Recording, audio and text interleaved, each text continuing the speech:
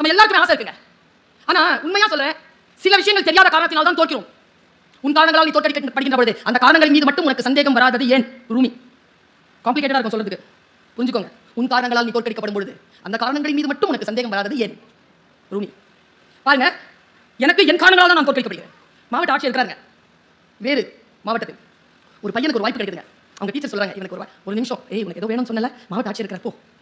மாவட்ட ஆட்சியர் கிட்ட போனாங்க. அவன் நிற்கிறாங்க, அவனுக்கு ஐ கான்டாக்ட் வரவே இல்லைங்க. அவன் தோற்கிற இடத்தை நான் பார்த்துக்கொண்டே இருந்தேன். தம்பி பேசிடுறா, கேட்டுடா, உடனே சாங்ஷன் கிடைக்கும்டா. சூப்பர் மனநிலையில் இருக்கிறாரா மாவட்ட ஆட்சியர். ஆயிரக்கணக்கில் மக்கள் மாணவர்கள் வெற்றி பெறுகிற நிகழ்ச்சியில் நின்று கொண்டிருக்கிறார். சொல்லு, அவனுக்கு ஐ கான்டாக்ட் வரல. அப்படி நின்றுட்டு இதை சொல்ல வந்தாங்க. அவன் ஃபோன் அடிச்சிருச்சு, மொபைல். அதில் என்ன பாட்டு தெரியுமா? நான் அடிச்சா தாங்க மாட்டேன், 4 நாள் தூங்க மாட்டேன், நான் அடிச்சா தாங்க மாட்டேன், 4 இதே வார்த்தை அடுத்த இருக்கிறதுக்கு அவன் மிக்ஸ் பண்ணி போட்டுருக்காங்க. காப்பாற்றணும் கத்துது, காப்பாற்றணும் கத்துது. அவன் அதை எடுத்து யார் பேசுறான்னு பார்க்கறாங்க. அந்த டைம்ல அவன் மாவட்ட ஆட்சியர் போயிட்டார். நீ உன் வாய்ப்பை தவற விட்டாயா? எப்படி போகிறது வாய்ப்பு? நீ ஜெயிக்க வேண்டும் என்றால் சொல்லிக் கொடுங்கள். நான் வாசிக்கின்ற புத்தகங்கள் எனக்கு சொல்லித் தருகிறது. நீ முதல் நேரத்தில் ஏற்படுத்துகின்ற அந்த பாதிப்பை நீ இரண்டாவது முறை இடத்தில் எதிர்பார்க்கவே முடியாது. First impression, the best impression. You never get the chance to make or to repair or to replace it. The first impression. அது சொல்லி தரணும். அப்படி இருந்தால் தவம் இருக்க வேண்டுமே. அதுக்காக தான் சொல்லிக்கிறேன், வாசி. ஒரு கதை புத்தகம் இருந்தாலும் வாசி. எந்த கவனச்சிதறலும் இல்லாம காலையில தூங்கி எந்திரிச்ச உடனே முதல்ல நன்றி சொல். உயிரோடு இருக்கிற உடனே மொபைலை தேடும். உயிரோடு இருக்கிறோமா இல்லையான்றது கூட மொபைல் பார்த்து தான் தெரிஞ்சு. இந்த பிசினஸ்ங்கிற படத்துல நான் பார்த்த ஒரு காட்சி உங்களிடத்தில் கடத்தி விட்டு போகிறேன். Alert, stay alert. இந்த ஸ்டே அலர்ட்டாக இருக்க வேண்டும் என்றால் என்ன செய்ய வேண்டும் பாருங்க. பாம்பேக்கு வரான் ஒருத்தன். அவனுக்கு ஸ்டாக் எக்ஸ்சேஞ்சில் உள்ள நுழையணும். அவனுக்கு அந்த புத்தி. அவனுக்கு மாத வருமானம் அவன் கணக்கு போட்டுக்கிறது 3 கோடி. ஆனால் அவன் ஏழை. உள்ள போயிட்டானா அவனுக்கு கிடைச்சிடும். அங்கே ஒரு பாஸ் இருக்காங்க பாருங்க, பிசினஸ் படத்தை பாருங்க. உள்ள போறான், உள்ள அனுப்பவே மாட்டேங்கிறாங்க அவனை. அவன் ஆளை எப்படி இருக்கு, 3 நாள் கலைந்து இருக்கிறான். என்ன பண்றதுன்னு தெரியல. நேரா ஒரு நாள் ஏமாத்திட்டு ஷர்ட்லாம் டக் பண்ணிட்டு கரெக்டாக ஃபார்மலில் வந்த மாதிரி சட்டுன்னு அந்த ஆஃபீஸ்க்குள்ள நுழைஞ்சிடும். இந்த பாஸ் ஒருத்தர் அவர் வரது பார்க்குறான். அவர் பாஸ் வந்து இதில் ஏறார், லிஃப்ட்டில். என்ன தடுக்கிறதுக்குள்ள அவனே இருக்கான்ல. இப்போ பாஸ் அவன் செக்ரட்டரி 3 பேர் தான் இருக்காங்க. அந்த 30 செகண்டை பயன்படுத்துறாங்க. நாளைக்கு உங்களை சந்திப்பதற்கு எனக்கு 3 நிமிடங்கள் நேரம் கொடுங்கள். நான் எவ்வளவு பெருமதியானவன் என்பதை உங்களுக்கு நான் சொல்லிவிடுகிறேன். எனக்கு தெரியல பாஸ் என்ன முடிந்ததோ. Take is number tomorrow 10 o'clock is interview சொல்லிட்டு வந்துடுறாங்க. நான் படுத்தபடி தாங்க அந்த படத்தை பார்த்துருந்தேன் ஐபேடில். இதை பார்த்த உடனே எந்திரிச்சு உட்காந்துட்டேன். கிடைச்சிருச்சு அவனுக்கு. பார்த்தா அடுத்த நாள் காலையில் 10 மணி ரவுண்ட் டேபிள் கரெக்டாக 9:59க்கு மாஸ்டர் வந்து உட்காரார். இவன் 9:50க்கு போயிட்டான். காத்துக்கலாம், உள்ள கூப்பிட்றாங்க, போகிறோம் உட்கார. 1 minute tell us about yourself. ஒரு நிமிஷம் பேசுகிறான். Okay, you have 2 minutes tea அப்படின்றாங்க. டீ கொண்டு வைக்கிறாங்க முன்னால். கிளாக் ஓடிட்டு இருக்கு. 5 செகண்ட் போயிடுச்சு. அந்த டீயில் துப்புங்க. 2 செகண்ட் போயிடுச்சு. You have 1 minute 40 seconds. துப்பு. இப்படி துப்புறான். You have 1 minute 35 seconds. 10 ரூபாய்க்கு இந்த ரவுண்ட் டேபிளில் இருக்கிறவங்களுக்கு இந்த டீயை விற்று. ஒவ்வொருத்தரும் எப்படி இருக்கிறான்? இந்த சிங்கம் மாதிரி இருக்கான், ஒருத்தன் புலி மாதிரி இருக்கான், ஒருத்தன் ஃபுல்லாக எழுது மாதிரி இருக்கான், ஒருத்தன் யானை மாதிரி இருக்கான். இத்தனை பேருக்கு நடுவில் தான் துப்புனதை எல்லாம் பார்த்துட்டானுங்க. 10 ரூபாய்க்கு விற்கணும். யோசிச்சுட்டே இருக்கான். 40 நிமிஷம் 40 செகண்ட் போயிடுச்சு. தடுமாறான். பார்க்குறான் ஒவ்வொருத்தரையும். கிளாக் போய்கிட்டே இருக்கு. கடைசியாக 5 seconds என்ன தெரியுமா பண்ணா? பேக்கெட் 10 ரூபாய் எடுத்து போட்டு நான் இதை வித்துட்டு குடிச்சேன். கம்பெனிக்கு 10 ரூபா நான் குடிச்சேன். He was appointed. அப்படி என்ன பிசினஸ் படம் சொல்லுது? இதை புரிஞ்சுக்கிறதுக்கு நின்று நிதானமாக இந்த படத்தை பார்க்கறதுக்கே ஒரு புத்தி இருக்கணும் நமக்கு.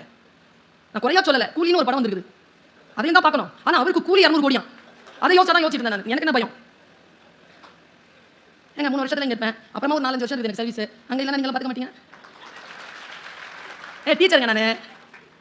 உங்கள் குழந்தை ஃபர்ஸ்ட் மார்க் வாங்கணும்னு நினைக்காதீங்க. புரியுதா? புரிஞ்சு படிக்குதா?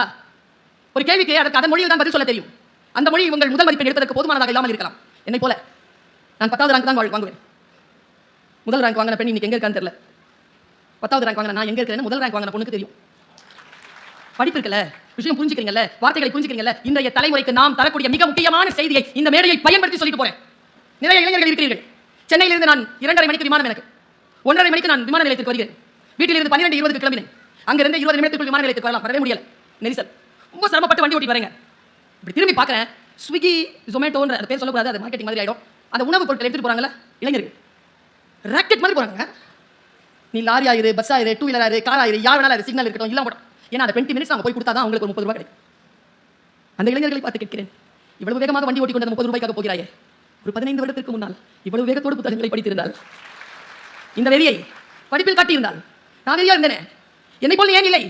நீ ஏன் உன்னுடைய வாழ்க்கை சிரமங்களுக்குள் படுத்திக் கொள்கிறாய் என்றால் என்ன என்றால், நின்று நிதானமாக வாசிப்பது என்பது அவ்வளவு பேருக்கு சுலபமாக வருவதில்லை. 2 விஷயத்தை சொல்றேன். ஒன்று ஸ்போர்ட்ஸ், ஒன்று படிக்கிறது. 2 வேலை செய்யும்போது 3வது வேலை செய்ய முடியாது. ஓட்டப்பந்தயத்தில் ஒன்றா ஓட தவிர எதுவும் செய்ய முடியாது. அப்பதான் உன்னால் வர முடியும். படிக்கின்ற பொழுது வேறு எதையும் செய்ய முடியாது. படித்தால் கவனம் சிதறும். 100% உன்னை நீ மூழ்கடித்துக் கொள்வது ஒன்று விளையாட்டில், மற்றொன்று புத்தக வாசி. உங்க எல்லாருக்கும் ஒரு விஷயம் சொல்லித்தரேன். பிள்ளைங்கிட்ட இன்னிலிருந்து ஒரு வார்த்தையை சொல்லாதீங்க. விளையாடாதரா, நடிக்காதரா சொல்லாதீங்க. 2 டிபார்ட்மெண்ட் தான் நிறைய சம்பாதிக்கும். எனக்கு புரியலைங்க. ஒன்றை படிக்கிறோம், 5 வருடம் ஒன்றை படிக்கிறோம், அதை விட்டு விட்டு வேறு வேலை செய்கிறோம் என்றால் எங்கேயோ தவறு நடக்கிறது. டாக்டர் படிச்சுட்டு சினிமா எடுத்து வரீங்க. அப்ப ஏன் டாக்டர் படிச்சீங்க? ஐஐடி தானே படிக்கிறீங்க. வாங்கல சயின்டிஸ்டா, எதுக்கு ஐஏஎஸ் ஆஃபீஸரா போறீங்க? இன்ஜினியரிங் தானே படிச்சீங்க, போய் இன்ஜினியரிங் பாருங்க. ஏன் டீச்சரா வரீங்க? இங்கிலீஷ் டீச்சரா வராது, எம்இ மெக்கானிக்கல். கல்வி கற்க வேண்டும் என்றால் எந்தெந்த புத்தகங்களை எப்பொழுது கற்க வேண்டும், அந்த புத்தகங்கள் என்ன செய்யும் என்கின்ற தெளிவு, ஒரு மனக்குழப்பம் இல்லாத வாழ்க்கையை நேர்மையாக வாழ்வதற்கான புத்தகங்களை என்னுடைய அன்பிற்குரியவர்களை தேடி படித்துக் கொள்ளுங்கள். யாரும் அறிவுரை சொல்வதற்கு அவசியம் இல்லை, உங்களுக்கானதை நீங்களே தேர்ந்தெடுத்துக் கொள்ளலாம் என்கின்ற சுதந்திரத்தை உங்களுக்கு கல்வியும் வாசிப்பும் தரும். ஒரு 10 நாளைக்கு முன்னால ஒரு ரவிவர்மா ஓவியம் பார்த்தேன், ஒரு புக்ல அழகா போட்டிருக்கு. அதுல நல்ல ஒரு பிங்க் கலர் சாரியில லட்சுமி உட்கார்ந்திருக்காங்க, பத்மாசனம், பியூட்டிஃபுல்ங்க. ரவிவர்மா வந்து 1000 வருடங்கள் ஓய்ந்து கிடந்ததற்கு பின்னர் வராது போல அந்த மாமணி போல வந்த ஒரு அற்புதமான ஓவியம் வரைஞ்சிருப்பான். பேரழகா இருப்பாங்க லட்சுமி. அவங்க கை அந்த கை வச்சிருப்பாங்கல்ல. அப்புறமா லட்சுமி காடஸ், லட்சுமி இறைவியினுடைய அந்த படங்களை பார்த்திருக்கேன். அவங்க தங்க கூட வச்சிருப்பாங்க பாத்தீங்களா, ரெடியா இருக்கும் நமக்கு கொடுக்கிறதுக்கு. பிரார்த்தனை பண்றதுதான், டக்குனு கொடுத்துருவாங்க. இது எப்படி நம்ம வாங்கினாங்க அவங்க விஷ்ணுவுடைய கால் பிடித்து 12 காலமாக செய்த ஊழியத்தின் பலனாக விஷ்ணு அவர்களிடம் கேட்டார்களாம், எனக்கு ஒரு வரம் தாருங்களேன், என் பக்தர்களுக்கு நான் ஏதேனும் தர வேண்டும். உடனே மகிழ்ந்த விஷ்ணு சொன்னாராம், உன்னிடத்தில் யார் வந்து கேட்டாலும் அவர்கள் வாழ்க்கை நிறைவாக இருக்கும்படியாக செல்வத்தை தரக்கூடிய ஒரு வரத்தை உனக்கு தந்தேன் என்று சொன்னாராம். லட்சுமி கிட்ட எது கேட்டாலும் காசு கிடையாது. கொடுத்த உடனே நம்மளை பத்தி தெரியும்ல விஷ்ணுக்கு, அவர் ஒரு முடிவு பண்ணாரு, காசு எங்க இருக்குதோ அங்கதான் போவாங்க. நமக்கு ஒரு பைலா எழுதினார், நீ எவ்வளவு வேணாலும் கொடுத்துக்கலாம், நான் நினைச்சா வாங்கிடுறேன் போட்டாரா. இதை பார்த்துட்டு இருந்தாங்க நம்ம காடஸ் சரஸ்வதி. நேராக தன்னுடைய கணவர்கிட்ட போனாங்க. லட்சுமி வந்து அவங்களுடைய கணவர்கிட்ட கேட்டு ஒரு வரத்தை பெற்றுவிட்டார். நீங்களும் எனக்கு வரம் தாங்க. என்ன, அவங்க வரத்தை விட கொஞ்சம் அதிகமாக இருக்கணும். அது பெண்களுக்கே ஒரு விஷயம். நான் எப்பவுமே சொல்வேன், நமக்கு 8 புடினா அடுத்தவங்களுக்கு 10 புடி, நமக்கு 10 புடி வேணும். அவங்களுக்கு 10 புடி வந்துச்சுன்னா நமக்கு 12 புடி செயின் கொஞ்சம் கூடுதலா சொல்ல. நான் என்ன செல்வம், எல்லா செல்வத்திலும் செல்வத்துள் செல்வம் அச்செல்வம்.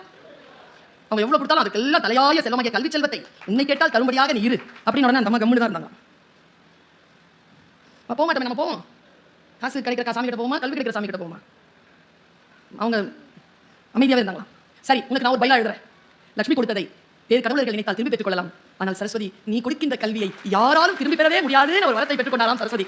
எனக்கு நான் அந்த ஆச்சரியத்தோட அந்த ரவிவர்மாவுடைய அடுத்த பக்கத்தை பார்க்குறேன். சரஸ்வதி உட்கார்ந்திருக்காங்க. ரவிவர்மாவின் சரஸ்வதி எப்படி உட்கார்ந்திருப்பாங்க தெரியுமா? எல்லாம் பத்மாசனத்தில் உட்கார்ந்திருக்க. ரவிவர்மா வரைந்த சரஸ்வதி மட்டும் கால் மேல கால் போட்டு உட்கார்ந்திருப்பாங்க. கற்றோருக்கு சென்ற இடமெல்லாம் சிறப்பு. இது எங்கிருந்து வரும்? இந்த ஆட்கள் எங்கிருந்து வரும்? நான் 31 நாடுகளுக்கு சுத்தி இருக்கிறேன். ஒரு டிக்கெட்டை கூட சொந்த செலவுல வாங்கினது இல்லை. வந்துட்டு போறது கூட சார் தான் கொடுக்குது. கற்றோருக்கு சென்ற இடமெல்லாம் சிறப்பு. நீங்கள் நினைக்கிறீர்களா, இவர் கல்வி கற்றவர், இவர் என்னுடைய வாழ்க்கைக்கு உயர்வதற்கான ஆசிரியராக இருக்கக்கூடியவர், இவர் வாழ்க்கையில் சான்றோராக இருக்கக்கூடியவர் என்கின்ற ஒரு அடையாளம் ஒரு மனிதனுக்கு போதும். அந்த அடையாளத்துடன் அவன் கடைசி வரைக்கும் இந்த சமூகத்தில் மிக உயர்ந்த நிலையில் வாழ்வான் என்ற அந்த வாழ்க்கையை கொடுக்கின்ற புத்தகங்களுக்கு நன்றி. வாசியுங்கள், புரிவது போல் வாசியுங்கள். கவனத்தோடு இருக்க வேண்டும். நாம் பல நேரங்களில் நம்முடைய சீரழிவுக்கு காரணம் கவனச்சிதறல் தான். உதாரணத்துக்கு சொல்றேன். இப்போ மேடையில் அருள் பிரகாஷ் சார் உட்கார்ந்துருக்கார். அங்கிருந்து நம்ம பிஆர்ஓ தளபதி வராருன்னு வச்சுக்கோங்க. வந்தவர் காதல ஏதோ சொல்றாரு. நான் இங்க வைத்தால கத்திட்டு இருப்பேன்னா என் பேச்சை கேட்காம அவர் காதல சொல்லியாச்சு. அவங்க கடைசி வரைக்கும் நம்ம சாவுற வரைக்கும் அவங்க காதல அவருக்கு என்ன சொன்னார் நமக்கு தெரிய போறதில்லை. ஆனா நம்ம கவனமெல்லாம் வந்து இருக்கும். நீங்க சத்தமா பேசிட்டு பாருங்க, முக்கியமான ஒரு விஷயம் கடந்து போயிருக்கும், அதை பற்றி கவலை இல்லை. கவனச்சிதறல் உங்களுக்கு காட்சிகள் போதுமானதாக இருக்கிறது, கவனத்தை சிதறடிக்க. நான் எந்த மேடையிலும் சொல்லுவேன், புத்தகத்தில் உள்ள மேடையிலும் சொல்கிறேன். ஆர்ப்பாட்டமாகவும் நகைச்சுவையாகவும் பேசுகின்றவர்களுடைய பேச்சை ஆர்வமாக கேட்கும் நாம் ஆர்ப்பாட்டமும் நகைச்சுவையும் இல்லாமல் ஆழமான அறிவோடு பேசுகின்ற சான்றோர்களின் பேச்சை கேட்டு பயிற்சி பெற வேண்டும். நம் வாழ்க்கையை மாற்றி போடக்கூடிய முத்துக்கள் அங்கிருந்து கிடைக்கலாம். என்னுடைய அப்பா சொல்லுவார், கடல் முழுக்க தண்ணி இருக்குங்க, உள்ள ஒரு சிப்பி வாய் திறந்து மூடி இருக்கும், பார்த்துட்டீங்களா? கடல் முழுக்க நீர் இருக்குல்ல, அது ஏன் தாகத்தோடு இருக்கு? ஏனென்றால் அதற்கான துளி, தாகத்தை கணிக்கக்கூடிய துளி கடலில் இல்லை. அது எங்க இருக்கு? வானத்தில் மிதந்து கொண்டிருக்கக்கூடிய மேகங்களுக்குள் மறைந்திருக்கு. கரெக்டா அது வரணும், மழையா விழணும், ஆழ்கடல்ல போகணும், சிப்பி வாய் திறந்து முடிக்கின்ற அந்த பிசிக்ஸ் இருக்குல்ல, அது அங்க ஒர்க் அவுட் ஆகணும். அப்பா அதை உள்ள போய் உட்கார பாருங்க, அது வெறும் துளி அல்ல, முத்தாக மாறும். உங்கள் வாழ்க்கையை மாற்றி போடுகின்ற துளிகள் இதோ நேரே போனா இருக்கு 200 அரங்கங்களுக்கு மேல இருக்குல்ல, அங்க கொட்டி கிடக்கின்ற கோடானு கோடி புத்தகங்களுக்குள் உங்கள் சொல் எனும் மந்திரம் நீர் துளி என்கின்ற முத்து மறைந்திருக்கிறது. எங்கேயோ வாசிக்கிறேன், நான் எதுவும் வாசிக்கிறேன், சொல்லலாமான்னு தெரியல. எங்க சொல்லாம எங்க சொல்றது? புத்தகத்தை காலைல தொட்டா என்ன பண்ணலாம்? எடுத்து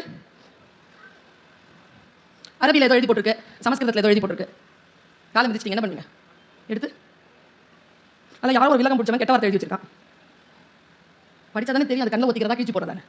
பார்த்தவுடன் புக்கு படிச்சு பாருங்க, கிழிச்சி தூர இருக்கின்ற புத்தகங்கள் உண்டு, நெஞ்சத்தோடு அரவணைத்துக் கொள்கின்ற புத்தகங்கள் உண்டு. எந்த புத்தகம் உங்களுடைய வாழ்க்கைக்கு உதவி செய்யுமோ அந்த புத்தகங்களுக்கு நன்றி சொல்லுங்க. அதை தேடி கண்டுபிடிக்கிறதா 10 நாள் வைக்கிறாங்க. 10 நாள் ஃபர்ஸ்ட் வந்து புக் வாங்காதீங்க, ரவுண்ட்ஸ் போங்க, இதெல்லாம் சாப்பிடுங்க, உங்க உட்காந்து பேச்ச கேளுங்க, போங்க ஃபர்ஸ்ட் ஒரு ரவுண்ட் வாங்க, எவ்வளவு பணம் இருக்குன்னு பார்த்துக்கிடுங்க. உங்களுடைய ஆசிரியர்கள், நண்பர்கள், சான்றோர்கள் இடத்தில் கேளுங்க, இந்த வருஷம் எந்த புக் வாங்கினா நல்லா இருக்கும். தேர்ந்தெடுத்து திட்டமிட்டு புத்தகங்களை வாங்குங்கள். எனக்கு தெரிந்து ஒரு பென்சிலை கடைசி வரைக்கும் எழுதி தீர்த்த பிள்ளையும் இல்லை, ஆசையாக வாங்கி வைத்துக் கொண்டிருக்கக்கூடிய புத்தகங்களை படித்து தீர்க்கின்றவர்களும் இல்லை. சார் சொன்னார் 20 லட்சம் புக்கு விற்பனை ஆயிருக்கிறேன். நான் சொல்லட்டும், ஒரு ஆசிரியரா வாசிக்கும் பழக்கம் குறைந்திருக்கிறது. என்ன ஐரானிக்கல் டிஃபரன்சியேஷன்? புக்கு நிறைய விற்பனை ஆகுது, படிக்கும் திறன் குறைந்திருக்கிறது. ஏன்? புத்தகங்களை அலங்காரமாக கையில் எடுக்கிறோம் கிடையாது. ஒரு புத்தகத்துக்கு ஆக பெரிய அவமரியாதை எது தெரியுமா? வன்முறை எது தெரியுமா? அதை படிக்காமல் விடுவதுதான். 800 பக்கம் இருக்குங்க, 749வது பக்கத்துல நமக்குன்னு ஒரு வரி எழுதிப்பாங்க. அதுக்கு தாங்க அவ்வளோ பேஜஸையும் நம்ம கடக்கணும். டக்குன்னு அந்த சொல்ல அப்படி வந்துடாது. நான் ஏன் நம்ம புத்தகத்துக்கு நன்றி சொல்றேன். ஒவ்வொருத்தரும் துடிக்கிறாங்க தன் வாழ்க்கையில் தான் கண்டெடுத்த பேருண்மையை பெரும் ரகசியங்களை அந்த புத்தகங்களின் வழியாக உங்களுக்கு தந்து கொண்டே இருக்கிறார்கள். அதை நீங்கள் படித்துவிட வேண்டும் என்று ஒவ்வொருவரும் துடிக்கிறார்கள். நான் ஒரு பதிப்பகத்தை நடத்தியவர். மு. அருணாச்சலம் என்கிற தமிழ் இலக்கிய வரலாறு 14 தொகுதிகளை நான் பதிப்பித்தேன். பாலகிருஷ்ணனுடைய திருவருட்பாவை முழுக்க பொற்பதிப்பாக கொண்டு வந்தது பார்க்க நிறுவனம். நான் சொல்லுகிறேன், ஒவ்வொரு புத்தகமும் இங்க பதிப்பாளர்கள் இருக்கிறார்கள், அவர்களுக்கு நீங்கள் ஆதரவு தர வேண்டும். இங்க எழுத்தாளர்கள் இருக்கிறார்கள், அவர்களுக்கு ஆதரவு தர வேண்டும். ஏன் தெரியுமா? ஒவ்வொரு புத்தகமும் ஒரு பதிப்பாளரின் வாழ்க்கையை காவு கேட்கும். நம்ம கிட்ட ஒரு நோய் இருக்குங்க, ஃப்ரீயா கிடைச்சா ஃபினாயில் தானே பரவாயில்ல, ஃப்ரீயா கிடைக்கும் குடிச்சிருவோங்க. புக்கு மட்டுங்க ஃப்ரீயா வாங்காதுங்க, காசு கொடுத்து வாங்குங்க. எங்க அது சரஸ்வதிங்க, லட்சுமி கொடுக்கணுங்க. ஆசை என்றால் குற்றம், இறுதல் என்றால் கலைதல், குற்றங்களை கலைபவர்கள் நாங்கள். எங்களுக்கு தான் பெயர். கு என்றால் இருள், ரு என்றால் விளக்குதல், இருளை விளக்குபவர்கள் குருமார்கள், தன்னை விட சிறப்பானவர்களை உருவாக்குபவர்கள் ஆச்சாரியர். எப்படி இந்த உலகம் ஒன்றும் இல்லைங்க. மாவட்ட ஆட்சியர்கள் எல்லாம் வந்து உட்கார்கின்றார். அடுத்த நேரம் நான் பார்க்கிறேன், மிக முன்னேற்றம் அடைந்த மாவட்டங்களில் ஆட்சியாளர்களாக வந்து உட்காரக்கூடிய ஆட்சியர்கள் எடுக்கக்கூடிய கோப்புகளில் மிக முக்கியமானதாக புத்தக திருவிழாக்கள் நிகழ்கின்றன. அது எந்த கட்சியை சேர்ந்த அரசாக இருக்கட்டும். என்ன காரணம்? என் முன்னால் நிமிர்ந்து நிற்க வேண்டும் என்றால் உனக்கு கல்வி அறிவு அவசியம். இந்த அவசியத்தை ஒருவர் புரிந்து கொள்ள வேண்டும் என்பதற்காக சொல்கிறேன். சமீபத்தில் ஒரு இடத்தில் குழந்தைகளிடத்தில் பேச போக வேண்டும் என்பதற்காக நான் சொல்ற பக்கவாட்டு சிந்தனை. ஒரு சொல்லுக்கும் இன்னொரு சொல்லுக்கும் நடுவிலே ஒரு கேப் இருக்குங்க. ரொம்ப வாசிச்சீங்கன்னா அந்த கேப்பை கூட நீங்க வாசிக்கலாம். ஒன்றும் இல்லை, ஜெயமோகன் கொற்றவைன்னு ஒரு புக் எழுதியிருப்பார். முன்னுரை படிச்சு பாருங்க. இளங்கோடிகள் மௌனம் சாதித்த இடத்திலிருந்து என் கதையை தொடங்குகிறேன்னு சொல்வார். சில மௌனங்கள், சில எழுத்தாளர்களின் மௌனங்கள் வேறு ஒரு தலைமுறையில் ஒரு எழுத்தாளனுக்கு எழுதுபொருளாகிறது என்றால் நினைத்து பாருங்கள். புத்தகங்களில் இடையில் இருக்கக்கூடிய மௌனங்கள் கூட இளையராஜாவின் இசையை போல. சில இடத்துல இசையே அது சைலண்டா இருக்கும். அதை விட அந்த சிச்சுவேஷனை வேற யாராலையும் சொல்லிட முடியாது. ரொம்ப பிடித்தமான நிறைய நடிகர்கள் இருக்கிறார்கள். ஹிந்தியில் நான் நிறைய பார்ப்பேன். ஏன்னா சின்ன வயசுல இருந்து உருது தெரியுங்கிறதுனால இந்த நவாசுதீன் சித்திகி, இம்ரான் கான், மனோஜ் வாஜ்பாய் இவங்களுடைய இதெல்லாம் பார்ப்பேன். பார்த்து கொண்டே இருக்கின்ற பொழுது திடீர்னு ஒரு படம் வந்தது. இந்த பக்கவாட்டு சிந்தனைங்கள அனலிட்டிக்கல் அண்ட் கிரிட்டிக்கல் திங்கிங் இருக்குல்ல, இன்றைக்கு நாம் எட்ட வேண்டிய உயரங்களுக்கு எட்டாமல் இருப்பதற்கு காரணம் நம்மிடத்தில் கிரிட்டிக்கல் திங்கிங் குறைந்திருக்கு. ரொம்ப வேகமா விஷயங்களை பார்த்துக்கிட்டே இருந்தீங்கன்னா வேலை செய்யாதுங்க. நான் ஆசிரியர், நான் இப்படி சொல்கிறேன். காட்சிகளை வேகமாக பார்த்துக் கொண்டிருக்கக்கூடிய மனதிற்கு நின்று நிதானமாக வாசிக்க முடியாது, வராது. என்கிட்ட கேட்பாங்க, நீங்க எப்பெல்லாம் படிச்சதெல்லாம் உங்களுக்கு ஞாபகம் வருது எப்படி? நான் சொல்லட்டுமா? இந்த உலகத்திலே இருக்கக்கூடிய பெரிய சாபம் எது, பெரிய வரம் எது என்று சொல்லட்டுமா? பெரிய சாபம் உன் உயிர் காக்கும் நேரம் வருகின்ற பொழுது நீ கற்றது மறந்து போகும் என்று கர்ணனுக்கு கிடைத்த சாபம். உலகத்திலே அதி அற்புதமான சாபம் என்ன தெரியும்? வரம் என்ன தெரியுமா? எந்த நேரத்தில் தேவைப்படுகிறதோ நீ உன் குழந்தை பருவத்தில் பார்த்த காட்சிகள் கூட உனக்கு வந்து கைப்பிடித்து உன்னை தூக்கிவிடும். அதனால தான் சொல்லுவேன், பெற்றோர்களே, ஆசிரியர்களே, நீங்கள் உங்களுடைய பிள்ளைகளுக்கு நல்ல விஷயங்களை இரவு நேரத்தில் உட்கார்ந்து பேசுகின்ற பொழுது, ஒரு பிரார்த்தனை செய்கின்ற பொழுது, ஒரு புத்தகத்தின் ஒரு பகுதியை எடுத்து வாசி பாருங்களேன். அதில் ஒரு வார்த்தை உங்க 15 வயசு பையன் கேட்க மாட்டான். நம்ம கேட்டோமா? அவன் கேட்கறதுக்கு அவன் கேட்க மாட்டான். ஆனா ஒண்ணு சொல்றேன், சொல்லிக்கொண்டே இருந்தால் என்ன நடக்கும் தெரியுமா? வாழ்க்கை அவர்களுக்கு முன்னால் சவால்களை எடுத்து வீசுகின்ற பொழுது சிறிய வயதில் அவர்கள் கேட்ட அந்த அறம் அங்கே அவர்கள் ஜெயிப்பதற்கு அவர்களுக்கு உதவியாக இருக்கும். அதனால் நல்ல விஷயங்களை சொல்லிக்கொண்டே, ஆசிரியர்களை சொல்லிக்கொண்டே இருக்கிறோம். பாருங்கள், புத்தகங்களை சொல்லிக்கொண்டே இருக்கின்றன. பாருங்க, நான் ஒரு படம் பார்க்கிறேன். இந்த மாதிரி ஒரு குழந்தை நம்ம வீட்டில் இருக்கணும்னு நான் நினைச்சேன். நம்ம எல்லாரும் அப்படிதான் இருக்கணும், ஃபயர் மாதிரி இருக்கணும். ஏய், இவ்வளவு நல்ல பண்ண தெரியுமா? அந்த பக்கத்தில் உட்காந்துட்டு ஏன் ஐயா சொல்லலாம், ஏன்னா நான் எதை சொன்னாலும் நீ நம்புற அப்படிங்கிறது உருப்படுமா? நீ நல்ல பொண்ணுன்னு சொல்றதே அவன் ஸ்டேட்மெண்ட்ல அழிச்சிட்டான். அவன் சொன்னதை அழிச்சிட்டான். வித்தியாசமா பேசுறாங்க. ஷார்ப் ஆகி பாவம். நம்ம ஒரு விஷயத்தை சொல்றானா நீ வெளிப்படாத, புரிஞ்சுக்கோங்க. உடனடியாக வெளிப்பட அவசியம் இல்லை. ஓ இதுதானா, புரிந்துகொள். புரிஞ்சுக்கிறதுக்கு ஒரு தன்மை இருக்க வேண்டாமா? வெள்ளையா இருக்கிறவன் போய் சொல்ல மாட்டான். இங்கிலீஷ்ல பேசுறவெல்லாம் புத்திசாலி. யார் சொன்னது? யாருங்க சொன்னது? நான் சொன்னேன், இனிமேல் கர்ம வீரர் காமராஜரை யாரும் கருப்பு காந்தி என்று சொல்லவே கூடாது. அவர் தென்னாட்டின் காந்தி. கருப்பு என்பது என் தேசிய நிறம், அது என்னுடைய சுயமரியாதைக்குரிய இடம். அதை கருப்பு என்கிற வார்த்தையால் நீ குறிப்பிடாத. அவரை படிக்காத மேதை என்று சொல்லாத. யார் படிக்காத மேதை? நாம் எல்லோரும் படிக்க வேண்டும் என்றால் என்ன செய்ய வேண்டும் என்று படித்த மேதை அவர். எப்படி நாம் கொண்டு செலுத்துவது ஒன்றை? ஒரு தலைவரை எப்படி கொண்டாடுவது? ஒரு மனிதரை தலைவர் என்று எப்படி நாம் ஏற்றுக்கொள்வது? நான் சொல்லட்டுமா? எல்லோரையும் விட சிறப்பானவன் இல்லை தலைவர். தன்னை விட சிறப்பானவர்களை உருவாக்குவன் தான் தலைவர். வாழ்க்கையை நேர்மையாக சந்திக்க வேண்டும் என்றால், வாழ்க்கையில் முன்னால் இருக்கின்றவருடைய மன உணர்வுகளை புரிந்து கொண்டு சுயமரியாதையுடன் வாழ வேண்டும் என்று சொன்னால், நமக்கு முன்னால் இருக்கக்கூடிய புத்தகங்களை வாசித்துக் கொள்ளுங்கள். நான் கம்பராமாயணத்தை வாசிக்கிறேன்.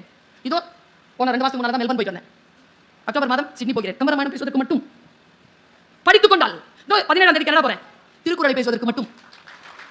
வாசித்தால் உங்களுக்கு உயர்வு உண்டு. எனக்கு உயர்வை அளித்த என் தாய், தந்தை, இறைவன் எல்லோருக்கும் நான் செலுத்துகின்ற அந்த நன்றியை, என்னை உயர்த்திய என் தந்தை முதலாக எங்களுக்கு உணவு வாங்க வைத்திருந்த பணத்தில் 50 ரூபாய் கொடுத்து அம்மாவிடம் சண்டை போட்டுக்கொண்டு எனக்கு அப்பா வாங்கி கொடுத்தார் அந்த திருமந்திரம் என்கின்ற நூல். திருமந்திரத்தை எழுதிய திருமூலருக்கு நான் என் வணக்கத்தை சொல்கிறேன், என் நன்றியை சொல்கிறேன். கம்பருக்கு, பாரதிக்கு, பாரதிதாசனுக்கு, பட்டுக்கோட்டைக்கு நான் என் நன்றியை சொல்கிறேன். நவீன எழுத்தாளர்களுக்கெல்லாம் நான் என் நன்றியை சொல்கிறேன். என்னை செதுக்குகின்ற புத்தகங்களே, உனக்கு கோடான கோடி நன்றிகள். நீ இன்னுமாய் பலரை செதுக்குவதற்காக புறப்பட்டு வா. உன்னை விரித்து வாசிக்க காத்திருக்கிறோம். நன்றி.